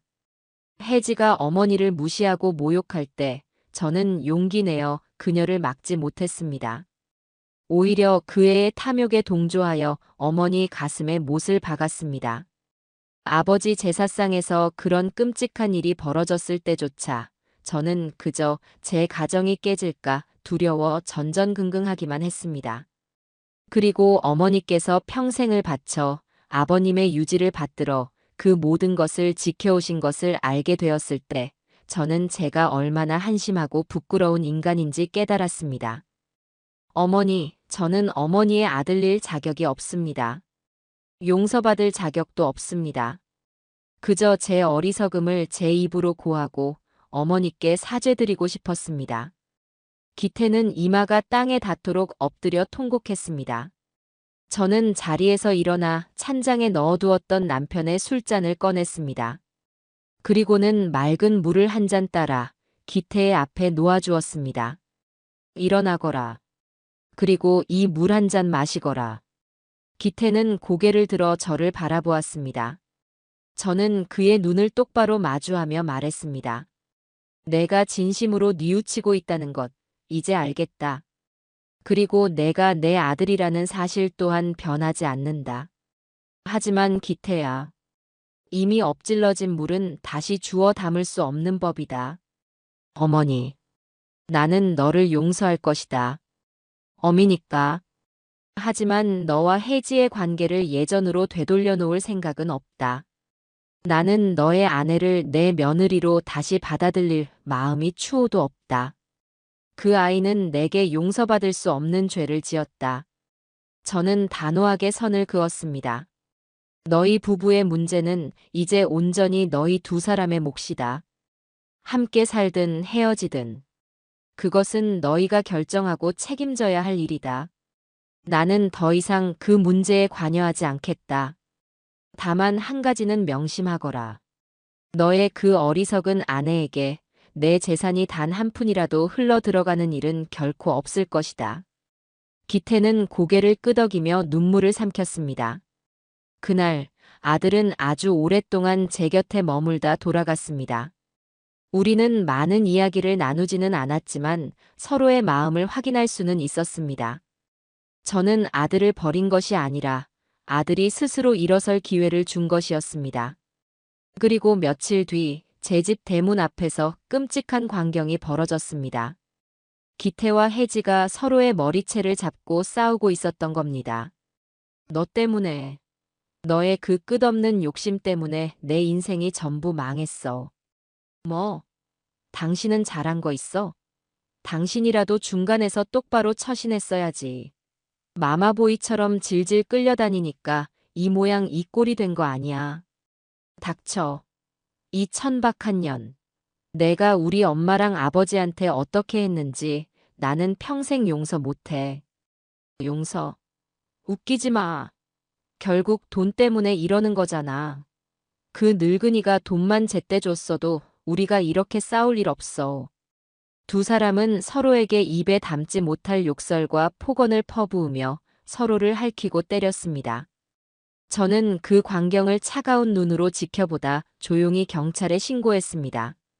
잠시 후 경찰차가 도착했고 두 사람은 파출소로 연행되었습니다. 그들의 꼴은 말이 아니었죠. 사랑으로 시작되었을 그들의 관계는 결국 돈 앞에서 추악한 진흙탕 싸움으로 끝나고 있었습니다. 그날 이후 저는 두 사람을 다시는 볼 수 없었습니다. 그렇게 후폭풍은 그들의 삶을 완전히 삼켜버리고 있었습니다. 아들 내외가 대문 앞에서 추악한 싸움을 벌이다 경찰서에 연행되어 간 그날 이후 제게는 완전한 평화가 찾아왔습니다. 더 이상 저를 괴롭히는 전화도 불쑥 찾아오는 불청객도 없었죠. 저는 비로소 제 삶의 온전한 주인이 되어 새로운 시작을 준비하기 시작했습니다. 가장 먼저 한 일은 사람을 쓰는 것이었습니다. 평생 제 손으로 모든 것을 해결해 왔지만 이제는 전문가의 도움이 필요하다는 것을 깨달았기 때문입니다. 저는 수소문 끝에 젊고 유능한 변호사와 신뢰할 만한 자산 관리사를 고용했습니다. 처음 그들을 만나는 날, 그들은 저를 그저 돈벼락 맞은 시골 할머니 정도로 생각하는 눈치였습니다. 하지만 제가 지난 수십 년간 묵묵히 기록해온 토지 대장과 남편이 남긴 개발 계획 관련 스크랩들을 보여주자 그들의 눈빛은 존경과 경외감으로 바뀌었습니다. 어르신 정말 대단하십니다. 이렇게 철저하게 준비하고 계셨을 줄은 몰랐습니다. 젊은 변호사가 감탄하며 말했습니다. 저는 옅게 웃으며 대답했죠. 나는 그저 내 남편의 뜻을 따랐을 뿐이라네. 이 땅을 지키는 것이 내 평생의 과업이었으니까. 이제는 이 땅의 가치를 제대로 실현시켜야 할 때가 온 것이지. 저는 그들에게 몇 가지를 지시했습니다. 첫째, 신도시 개발과 관련된 모든 법적, 행정적 절차를 위임한다. 둘째, 보상금의 일부를 사용하여 돌아가신 남편과 저의 이름을 딴 장학재단을 설립한다. 셋째, 지금 살고 있는 이 낡은 집을 허물고 제 남은 생을 편안하고 품위 있게 보낼 수 있는 새로운 집을 짓는다. 제 계획을 들은 두 전문가는 일사불란하게 움직이기 시작했습니다. 신도시 개발 소식이 공식적으로 발표되자 조용했던 저희 동네는 연일 기자들과 부동산 업자들로 북적였습니다. 온갖 친척들과 생전 처음 보는 사람들이 저를 찾아와 아양을 떨었지만 변호사는 그 모든 것을 철저하게 차단해 주었습니다. 저는 더 이상 그런 불필요한 일에 감정을 소모할 필요가 없었죠. 가장 먼저 시작된 것은 장학재단 설립이었습니다. 재단의 이름은 박진수, 김명의 장학재단으로 정했습니다.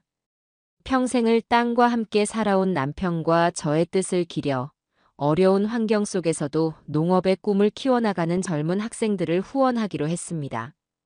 재단 설립 기념식은 소박하지만 의미 있게 치러졌습니다. 군수님과 지역 유지들, 그리고 첫 장학생으로 선발된 학생들이 참석했죠. 저는 그 자리에서 짧은 연설을 했습니다. 저는 평생을 흙과 함께 살아온 농부의 아내입니다. 땅은 정직합니다. 땀 흘린 만큼 돌려주고 마음을 쏟은 만큼 풍요로워집니다. 하지만 오늘날 많은 젊은이들이 흙의 가치를 잊고 쉽고 빠른 길만을 쫓는 것 같아 안타까울 때가 많았습니다. 이 작은 재단이 묵묵히 이 땅을 지키고 우리 농업의 미래를 이끌어갈 젊은이들에게 작은 희망의 씨앗이 되기를 바랍니다. 하늘에 있는 제 남편도 분명 기뻐할 것입니다. 제 연설이 끝나자 뜨거운 박수갈채가 쏟아졌습니다. 그날의 소식은 지역 신문 일면에 대서특필되었고 저는 하루아침에 자수성가한 여성 자산가이자 존경받는 지역 어른이 되었습니다. 장학재단 일이 마무리될 무렵 낡은 집을 허무는 공사가 시작되었습니다. 포클레인이 흙먼지를 일으키며 집의 벽을 허무는 모습을 보며 저는 만감이 교차했습니다. 이 집은 제 젊음과 사랑, 그리고 아픔이 모두 담겨 있는 곳이었습니다. 하지만 저는 슬퍼하지 않았습니다. 낡은 것을 허물어야 새로운 것을 세울 수 있는 법이니까요. 새로운 집은 제 모든 요구사항을 반영하여 설계되었습니다. 넓은 창을 통해 사계절의 변화를 한눈에 볼 수 있는 거실, 제가 좋아하는 책들로 가득 채울 서재, 그리고 손님들을 맞이할 수 있는 아늑한 사랑채까지. 무엇보다 제가 가장 공을 들인 것은 집을 둘러싼 넓은 정원이었습니다. 저는 그곳에 제가 좋아하는 꽃과 나무들을 심고 작은 셔먼을 만들어 채소를 가꾸며 남은 생을 보내고 싶었어요.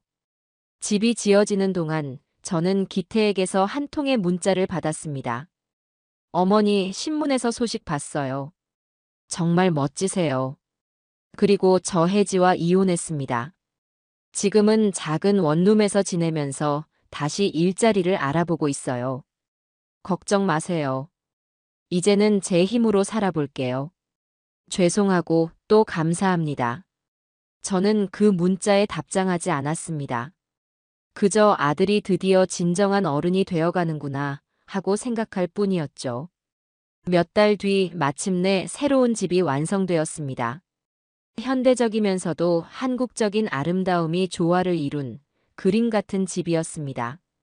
저는 새로 꾸민 정원의 툇마루에 앉아 따스한 봄 햇살을 받으며 국화차를 마셨습니다.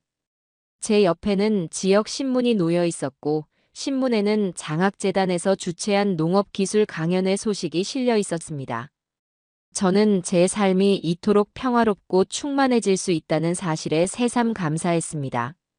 돈이 행복의 전부는 아니지만 돈은 분명 저 자신을 지키고 제 삶의 존엄을 되찾게 해준 아주 유용한 도구였습니다. 그리고 그 돈을 어떻게 쓰느냐에 따라 저 자신뿐만 아니라 다른 사람들의 삶에도 좋은 영향을 미칠 수 있다는 것을 깨달았죠. 문득 혜지의 마지막 모습이 떠올랐습니다. 그녀는 지금 어디서 무엇을 하고 있을까요? 아마도 자신의 어리석음을 후회하며 여전히 돈을 쫓아 어딘가를 헤매고 있겠지요. 그녀에게는 동정심조차 들지 않았습니다. 그저 각자의 그릇만큼 삶을 살아가는 것이 인생의 이치라는 생각이 들 뿐이었습니다. 저는 찻잔을 내려놓고 멀리 보이는 신도시 공사 현장을 바라보았습니다. 수많은 건물들이 하늘을 향해 솟아오르고 있었어요. 저의 땅 위에서 새로운 세상이 시작되고 있었습니다. 그리고 저 역시 이 새로운 집에서 제2의 인생을 시작하고 있었어요. 더 이상 저를 무시하거나 함부로 대하는 사람은 아무도 없었습니다. 제게 남은 것은 돈과 땅뿐만이 아니라 그 누구에게도 휘둘리지 않는 당당함과 제 손으로 일궈낸 평화로운 시간이었어요. 그것이야말로 진정한 승리였습니다.